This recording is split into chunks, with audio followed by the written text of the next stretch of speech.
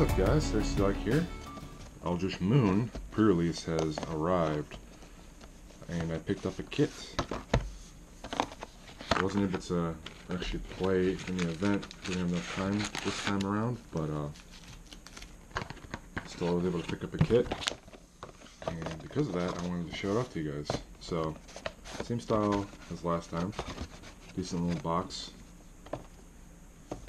Over there, get a spin down, nice little set symbol of Emrakul on it, little pamphlet,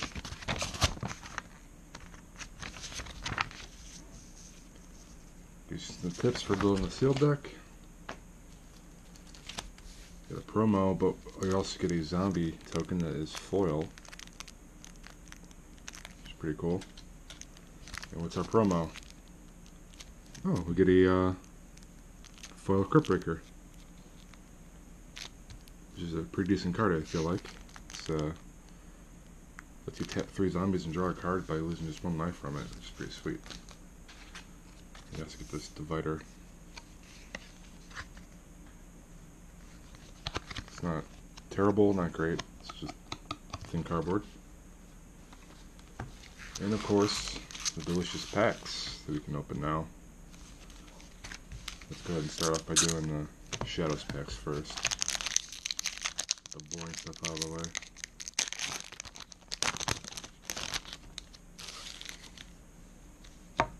New camera, by the way, so this may look weird. See how it goes. I wanted a more reliable method of recording, so this is definitely better than my phone, I feel like. It might not look as good, but as long as it's tolerable, I think I'll stick with this. Alright, so starting off, we have Stitch Mingler, Militant Inquisitor, Ghostly Wings, Drawing Yard Explorers, Gold Colors Accomplice, Hulking Double, Gessic Dire Swine, Deadweight, Ember Eye Wolf, Cult of the Waxing Moon, Compelling Deterrence, a Stone Quarry, and our rare is a Flameblade Angel. It's a pretty sweet red card for sealed. 4 and 2 red, 6 cost flyer. It's 4/4. Whenever a source an opponent controls deals damage to you or a permanent you control, you may have Flameblade Angel deal 1 damage to that source's controller. Pretty cool. We have Uninvited Geist. It's got 2/2 Skulk, and it looks into a 3/3 that cannot be blocked. Alright, so I'm going to divvy this up into colors. Lands.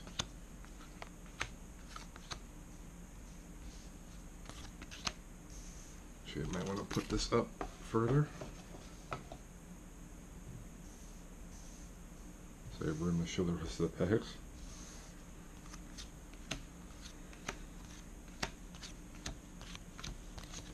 One white card in that pack.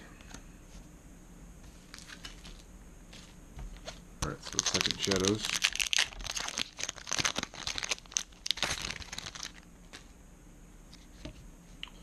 We have a Vessel of Paramnesia, Angelic Purge, Press for Answers, another Gold Colors Accomplice, a Skigraph Scab, Rotten Heart Ghoul, Murderous Compulsion, a Fiery Temper, Root Out, Invasive Surgery, Erdwall Illuminator, Gibbering Fiend, and our rare is a Welcome to the Fold. So a 2 and 2 blue, it also lets you cast it for X and 2 blue. You can control a third creature if its toughness is 2 or less, but you get to control a creature of X toughness if you cast it for its madness cost. And we have a Gas-Staff Arsonist. A lot of blue so far. Alright, so here we are. Let's do our first pack of Eldritch Moon.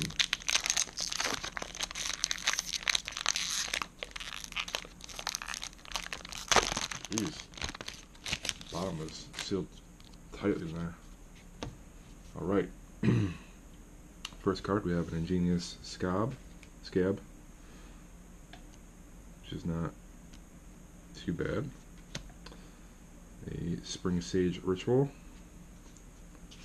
definitely not playable. A Galvanic Bombardment, that's a pretty cool burn spell. Woodcutter's Grit, Displace, definitely need something to fire off with enter the battlefield effects for that one to be playable. A Falconwrath Reaver, Billard for Vampires, a Faithbearer Paladin, a Field Creeper, a Prying Questions, Unsubstantiate, Vampire Cutthroat, and a rare is a Soul Separator. So this is a 3-cost artifact that lets you pay 5 to tap. Also sacrifice it, exile target creature card from your graveyard, put a token on the battlefield with this copy of that card, except it's a 1/1. It's a spirit, in addition to its other types, and it has flying. Then you put a black zombie creature token on the battlefield with power equal to the card's power and toughness. Equal to the card's toughness. Pretty cool for something that's really powerful, either with its effect or its size, preferably both. Fits in your graveyard. We have a Conduit of Storms. Whenever it attacks, you add 1 red mana to your mana pool at the beginning of your next main phase. It's kind of cool. That flips to a 5/4 that's 2 colorless. That's if you pay 3 and 2 red to flip it. It's not too bad. And we have a foil Wailing Ghoul. It's cool. Put a black there.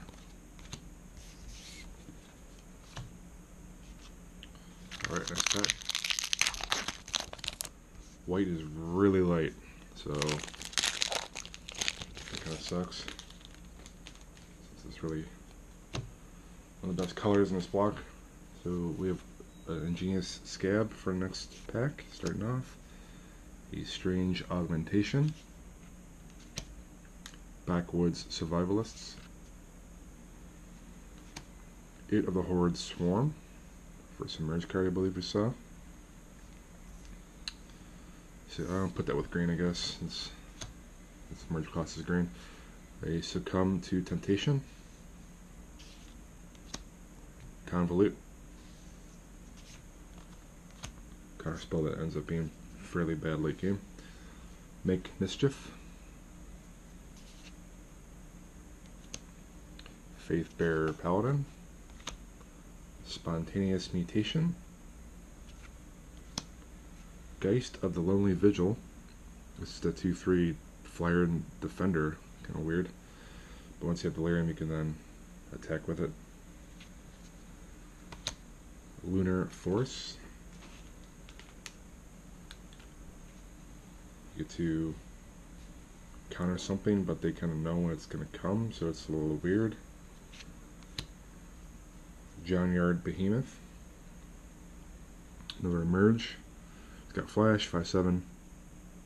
You merge it for 7 in blue. Not too exciting though. Put that with the blue. And a rare for this pack is a Lupine Prototype, which is a 5/5 that costs 2. It's artifact creature as well. But it can't attack or block unless the player has no cards in hand. But this is probably a pretty good, what's the combo? It's obviously none that's limited, but if you play this turn 2, you can play something turn 3. Based on its power, lets you do something. I can't quite remember what it was though. And we have a Curious Homunculus. A lot of interesting variety of blue there. Next pack.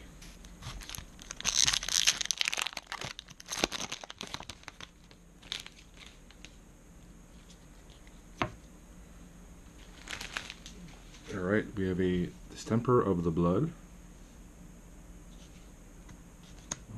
a Wretched Griff, which is kind of cool, I guess, because you draw a card when you cast it. A Galvanic Bombardment, so we got a couple of those. Certain Death, pretty good removal. It costs 6, but still. A Swift Spinner,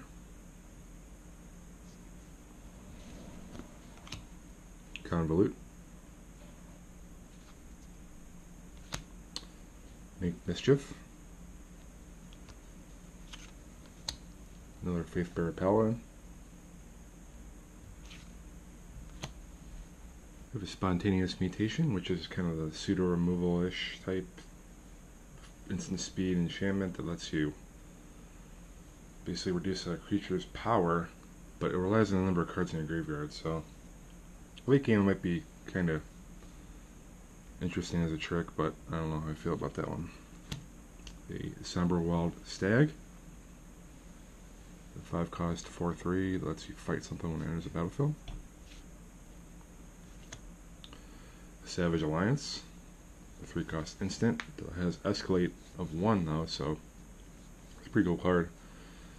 Fairly versatile. Definitely probably works best in the red-green deck because of trample mechanics. Pretty sweet. Nephelia Academy. So this is the land that lets you let's see, if a spell or ability an opponent controls causes you to discard a card, you may reveal that card and put it on top of your library instead of putting it on anywhere else.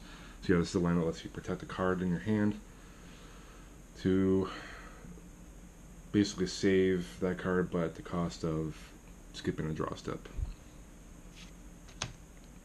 Ooh, sweet, we have an Elder Deep-fiend. So this is a flash 5/6 that costs you 8, but it also has an emerge cost of 5 and 2 blue. And the big thing here is when you cast it, you get to tap up to 4 target permanents. So it can really either wreck them during your attack phase or wreck them on their turn. Protect yourself as well, because he also has flash, so it's a pretty sweet card. Definitely safe to say I'm going blue, especially with that pickup.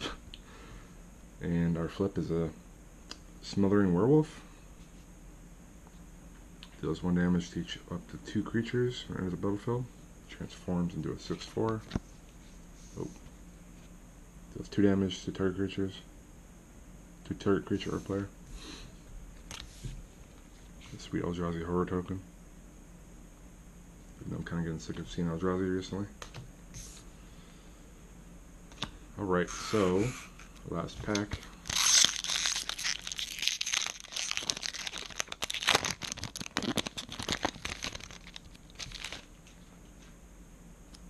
Can we get a mythic maybe? That'd be pretty sweet. Alright, so we have a Boon of Emrakul. Decent removal. +3 -3 to a creature. Take inventory. Draw a card and draw cards equal to the number of cards named take inventory in your graveyard.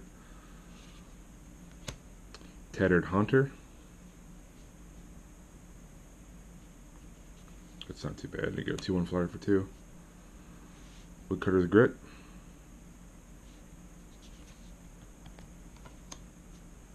Certain Death. Again, that removal is not too shabby, even though it costs a lot. Guardian of Pilgrims. Enlightened Maniac. This will probably be going in my deck, especially because I have at least 1 good emerge creature. So get to reduce the cost by 4, yes please, and then get a 3/2 out of it. You actually cast it, or when it enters the battlefield, that is. Next card we have a Falconwrath Reaver. It's the 2/2 for 2, vanilla. Lunar Force. The counter enchantment again. Savage Alliance.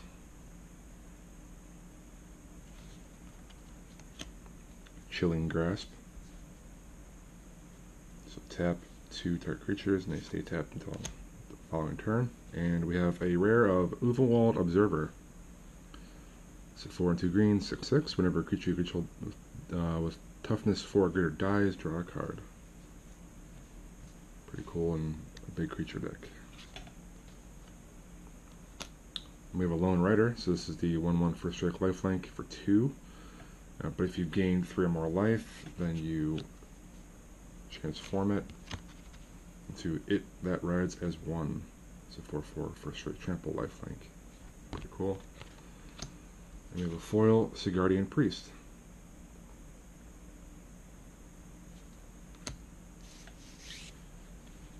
Alright, so I'm going to go ahead and lay out each color, and then we can figure out where we go from there. Well, you can tell right away based on the number of cards, and nothing crazy in this color. We're done here. Alright, so with blue, we have a lot more goodies here compared to pretty much any other color that I opened. Starting off, we have some good stuff, and Unsubstantiate, which is a newer card that lets you bounce something or back to the hand, whether it's something that's being cast or a creature on the battlefield. Ghostly Wings to make something a flyer. Tanner Haunter, the 2/1 flyer for 2. Curious Homunculus, which actually might work pretty good in this sort of deck, especially if it's red-blue, where spells matter. Some zombie stuff is in here if we wanted to go blue-black. Herbal Illuminator, a 1/3 flyer. If we can get some investigation going on, which, since we're only 2 packs out of 6 in Shadows, probably not too easy to get working. We have some other kind of spells. Some more control. I'm about a guy's Stitch Manipulator and Engineering Scabs for some zombies. The Might Maniac, which works well with these emerge creatures over here. Joiner Explorers, which sort of does the same role. Still decent body. It also lets you investigate. But the big guy here is obviously the Elder Deep-fiend, which we can cast for as little as 2 blue. A 5/6 flash creature that's tapping 4 things when it comes out. And the Joiner Behemoth and Wretched Griff aren't too shabby either. So definitely going to be blue in at least one of the colors. So the black here, just the amount of removal is pretty nuts, which is making me think I'm probably going to go blue-black. But just going over real quick, we have a Deadweight, Murderous Compulsion, Boom Vemmercoal, and a couple of certain deaths. So we have a wide spectrum of removal at our disposal here. I kind of wish there was more creatures, especially with the Cryptbreaker.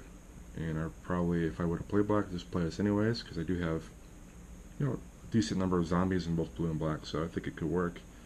Get some card draw going, which might, if I could play Cryptbreaker, it might not even be worth playing this then. I'm not sure. I don't know how to evaluate that one. Seems decent though. But yeah, the removal is pretty important, obviously, and limited in any format, and you know, plenty at our disposal here in black. So I think it's going to be a close call between this and red. So yeah, the red here has also tons of access to a bunch of removal via burn.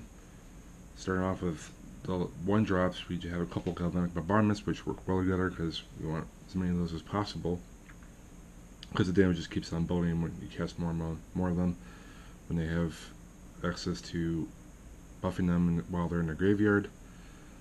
We have some decent 2-drops for creatures, which is really good to have. Obviously, you want to get some stuff out early and be aggressive, usually in red. And a bunch of burn for the 3-drops. We have a couple Savage Alliances, a couple Make Mischiefs, which is just a 1 damage, so that would obviously be a sideboard card, but the Savage Alliance is the Escalate one, which I'll definitely play both of those if I played red. Of course, the Fire Temper is great. I think we have a good amount of discard outlets for that to make it even better. And kind of with Storms is interesting. I don't know. It's decent 2/3 for 3, but you have to attack to get the mana out of it, which probably most cases is going to be unfavorable. But you can also pay 5 and transform it to a 5/4 that'll add 2 colorless to your mana pool when it attacks, which is pretty cool. In the same manner, we can transform this guy, the Smoldering Werewolf. It's a 3/2 for 4, which is bad, but in some cases might be great because you can do 1 damage to each of up to 2 target creatures, and then pay 6 to transform it, which turns into 6/4 does 2 damage to target creature or player. Hulking Noble, which is a 5/2 for 4. Well, that's pretty aggressive. Probably dies to a lot of things though, because of its 2 toughness. You guys have Arsonist, which is pretty great. 5/4 for 5, but then it can transform into a 6/5 with Menace. And of course a big flyer, which is never bad to have. So the green's a little bit more weak compared to some of the other cards we've already looked at, especially because, what, 3 of the cards, I think, at least 2 of them are just destroy target artifact or enchantment. A couple are pump spells that give the creature hexproof. A couple decent creatures. Some of them rely on Delirium though, which we're not going to be going towards, so there's nothing here that makes me want to go to green. 8 of the Horde Swarm is probably not worth going in the green for as well, since it's not bad. For as cheap as 1 green, you get a 4/4 that puts out 2 1/1 green inside creature tokens, which is pretty sweet.